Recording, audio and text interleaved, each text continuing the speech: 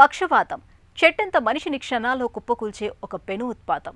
దీని బారిన పడ్డాక మన శరీరంలో సగభాగం చచ్చుబడిపోతుంది. కాలు చెయ్యి ఆడదు, నోటి మాట రాదు. మొత్తంగా ఆ మనిషి అనుభవించే దురావస్థకు అంతుండదు. సమాజంలో అధిక సంఖ్యలో ప్రజలను వైకల్యం బారిన పడేస్తున్న అతిపెద్ద సమస్య పక్షవాతమే అంటారు డాక్టర్లు. పక్షవాతం బారిన పడ్డాక కదలికలు కట్టుబడిపోవటం, మంచానికే పరిమితం కావడంతో చాలా మంది తీవ్రమైన మానసిక వ్యాకులతకు లోనవుతుంటారు. ఈ నేపథ్యంలో అసలు పక్షవాతం ఎందుకు వస్తుందో, ఆధునిక వైద్యంలో పక్షవాతానికి ఎలాంటి చికిత్సలు అందుబాటులో ఉన్నాయో, పక్షవాతాన్ని నివారించుకునేందుకు ఏం చేయాలో డాక్టర్ని అడిగి ఇప్పుడు తెలుసుకుందాం.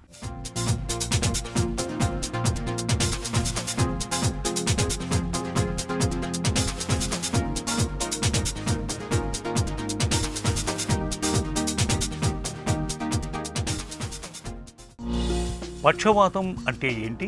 పక్షవాతం వచ్చినప్పుడు మెదడులో ఏం జరుగుతుంది? పక్షవాతం అంటే బ్రెయిన్కి బ్లడ్ సప్లై అనేది తగ్గినప్పుడు వచ్చే లక్షణాలే మనం స్ట్రోక్ లేదా సెరిబ్రోవాస్కులర్ యాక్సిడెంట్ అని అంటాము.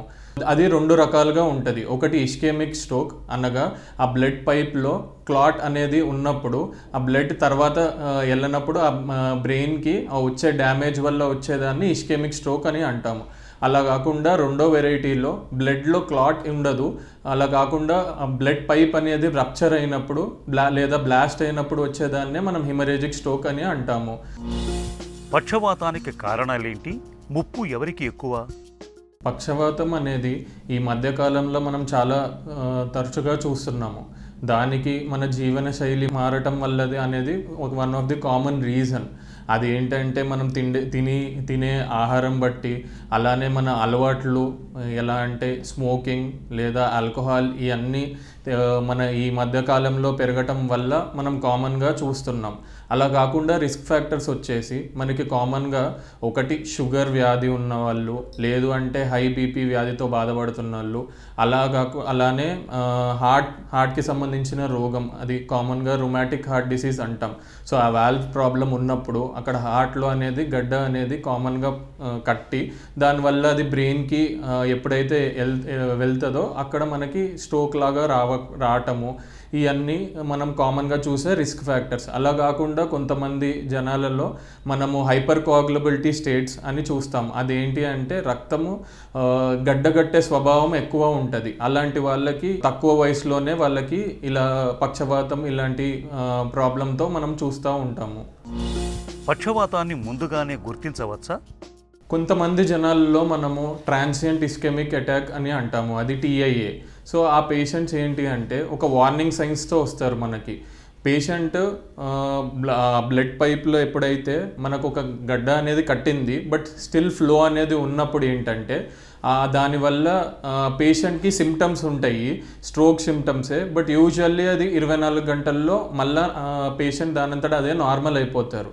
సో ఈ వార్నింగ్ సైన్ అనేది మనం చూసినప్పుడు చాలా ఇంపార్టెంట్. ఎందుకంటే ఇది స్టార్టింగ్లో ఉన్నట్టు దీనికి మనం కరెక్ట్ టైంకి ట్రీట్మెంట్ ఇవ్వగలిగితే పేషెంట్కి స్ట్రోక్ అంటే పర్మనెంట్ డిజబిలిటీ, పర్మనెంట్ ఎఫెక్ట్ రాకుండా మనము దానికి ఆపవచ్చు. కొంతమంది జనాల్లో మనము తలనొప్పి, వామిటింగ్స్ ఎస్పెషల్లీ, లేకపోతే ఒక కన్నులో చూపు అనేది తగ్గిపోవటము, ఈ కామన్గా కనిపించే వార్నింగ్ సైన్స్ అన్నమాట. ఫాస్ట్ అంటే ఏంటి? ఈ పదానికి అర్థం ఏంటి? ఫాస్ట్ అనేది ఒక అబ్రివేషన్. దాని మీనింగ్ F అంటే ఫేషియల్ డ్రూపింగ్, అంటే మూతి వంకరపోవటము. A అంటే ఆర్మ్ వీక్నెస్, అంటే చెయ్యిలో బలం తగ్గటము. అలానే S అంటే స్పీచ్ డిఫికల్టీ, అంటే మాట స్పష్టంగా రానప్పుడు. అలా T అంటే టైం అని, టైమ్ ఈజ్ క్రిటికల్ అని, అంటే ఈ వ్యాధిలో టైం మనం ఎంత తొందరగా పేషెంట్ అనేది మనం ట్రీట్మెంట్ చేయగలిగితే అంత తొందరగా మనము సీరియస్ ప్రాబ్లమ్ని మనము ఆపవచ్చు అని చెప్పి సంకేతం అన్నమాట. పక్షవాతం వచ్చినప్పుడు తొలి గంటలు ఎందుకు కీలకం? పక్షవాతం వచ్చినప్పుడు ఇది చాలా ఇంపార్టెంట్. టైమ్ ఈజ్ బ్రెయిన్ అని అంటారు. ఎందుకు అంటే మనకి బ్లడ్ సప్లై అనేది తగ్గినప్పుడు ఆ భాగంలో ఉన్న సెల్స్ తొందరగా ఆక్సిజన్ డిప్రైవేషన్ వల్ల చనిపోవటం జరుగుతుంది. అలానే మిగతా భాగంలో ఉన్న సెల్స్ కూడా ఈ బ్లడ్ అనేది తక్కువ రావటం వల్ల అది ఏరియా ఎట్ రిస్క్ అంటే బ్రెయిన్ ఎట్ రిస్క్ అని మనం అనుకుంటాం. మన గోల్ ఏముంటుంది అంటే ఇలాంటి పేషెంట్ని మనం ఎర్లీగా ఐడెంటిఫై చేసి తనకి ఆ ట్రీట్మెంట్ ఇవ్వగలిగితే ఈ ఏరియా ఎట్ రిస్క్ అనేది అంటే ఫర్దర్గా ఇంకా ఎక్కువ డ్యామేజ్ అవ్వకుండా మనము టైమ్గా యాక్ట్ చేయగలము. సో దీన్నే మనం గోల్డెన్ అవర్ అంటాం. యూజువల్గా మనము ఇలాంటి పేషెంట్స్ మనకి 3 గంటలులో వస్తే మనము దానికి థ్రాంబోలైటిక్ ఏజెంట్ అనేది ఇస్తాము. సో అది ఈ గడ్డ కరిగించడానికి పనిచేస్తుంది. పక్షవాతానికి గురైన వ్యక్తికి చికిత్స ఎలా ఉంటుంది? మనం కొన్ని పేషెంట్స్కి ఈ థ్రాంబోలైటిక్ థెరపీ కాకుండా మనకి కొత్తగా మెకానికల్ థ్రాంబెక్టమీ అనే ట్రీట్మెంట్ ఉంది. సో దాంట్లో ఏం చేస్తారు అంటే యూజువల్గా కింద నుంచి బ్లడ్ వెజల్లో నుంచి ఇన్స్ట్రుమెంట్ పెట్టి అక్కడ స్టెంట్ రిట్రీవర్ కానీ లేకపోతే ఆస్పిరేషన్ అనేది చేస్తాం ఆ క్లాట్ని. సో ఇది కొత్తగా వచ్చిన టెక్నాలజీ.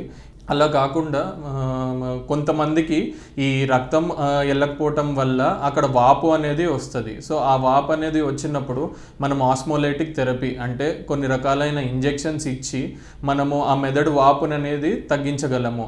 సో అలా కాకుండా కొంతమందికి చాలా పెద్ద ఏరియా ఆఫ్ మెదడు అనేది ఎఫెక్ట్ అయినప్పుడు అలాంటి పేషెంట్స్కి సర్జరీ అనేది చేయాల్సి వస్తుంది. ఆ సర్జరీ అనగా ఏంటంటే బ్రెయిన్ మొత్తము క్లోజ్డ్ కంటైనర్లో ఉంటుంది కాబట్టి అది ఆ స్వెల్లింగ్ ని తగ్గించడానికి ఆ ఏరియా ఆఫ్ ఆ పార్ట్లో సర్జరీ చేసి ఆ ప్రెషర్ని అనేది రిలీఫ్ చేయగలరు. పక్షవాతం రాకుండా నివారించుకోవచ్చా? ఈ ప్రివెన్షన్ అనేది వచ్చేసి ప్రైమరీ ప్రివెన్షన్ అని ఉంటుంది, సెకండరీ ప్రివెన్షన్ అని ఉంటుంది. ప్రైమరీ ప్రివెన్షన్ అంటే ఫర్ ఎగ్జాంపుల్ పేషెంట్కి షుగర్, బీపీ, ఇంకా ఒబేసిటీ, అలానే హార్ట్ ప్రాబ్లము ఇవన్నీ మనం ఎర్లీగా డయాగ్నోసిస్ చేసి దానికి టైమ్లీ మనము ట్రీట్మెంట్ ఇవ్వగలిగితే పేషెంట్కి మనము ఈ స్ట్రోక్ అనే రిస్క్ని తగ్గించగలము.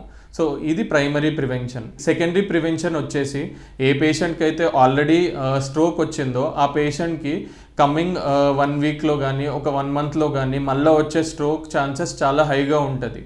సో అలాంటి పేషెంట్కి మనము యాంటీప్లేట్లెట్స్ అంటే ఆస్పిరిన్, అలానే స్టాటిన్స్ అంటే లిపిడ్స్ని కొలెస్ట్రాల్ని తగ్గించే మెడిసిన్స్ వల్ల మనం ఫర్దర్గా ఇలాంటి స్ట్రోక్స్ రావటాన్ని మనం ఆపగలము. కాళ్ళు చేతుల్ని చచ్చుపడేలా చేసి నోటి మాటను కట్టిపడేసే అతిపెద్ద వైపరీత్యం పక్షవాతానికి అవగాహనే అసలైన మందు.